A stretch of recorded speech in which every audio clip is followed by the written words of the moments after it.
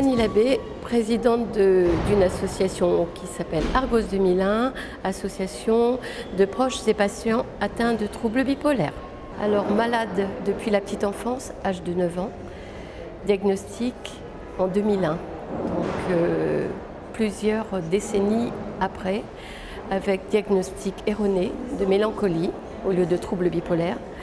Et évidemment pas soigné comme il se devait, et avec une grande errance de psychiatre à psychiatre et une errance professionnelle, familiale, bien sûr, qui est liée aux troubles de l'humeur non soignés comme il se devait. Alors, trouble bipolaire, c'était anciennement trouble maniaco-dépressif, ce qui implique des changements d'humeur, et en ce qui me concernait, des troubles de l'humeur qui pouvaient varier dans la même journée, c'est-à-dire d'un état mélancolique à un état d'exaltation, une humeur qui variait une dizaine de fois au minimum par jour.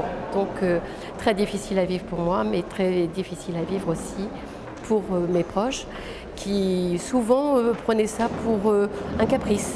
L'enfer, c'est tous les jours, puisqu'il n'y a pas de stabilité de l'humeur. Les autres nous supportent et nous, on a aussi l'impression de supporter les autres et d'avoir un mal fou à nous stabiliser. Si la prévention avait été présente, donc il y a maintenant pas mal de temps, ma vie aurait été plus stabilisée, mais plus agréable, non seulement pour moi, mais pour mes proches. En matière de prévention, eh bien déjà, je crois qu'il serait indispensable qu'une campagne, très large campagne soit faite sur ce qu'est un trouble bipolaire, que la prise en charge, le diagnostic précoce soit vraiment mise en place le plus rapidement possible. Donc ça vient par l'information, par la connaissance des soignants. La prévention, c'est le maître mot pour un vrai soin dans le domaine de la psychiatrie.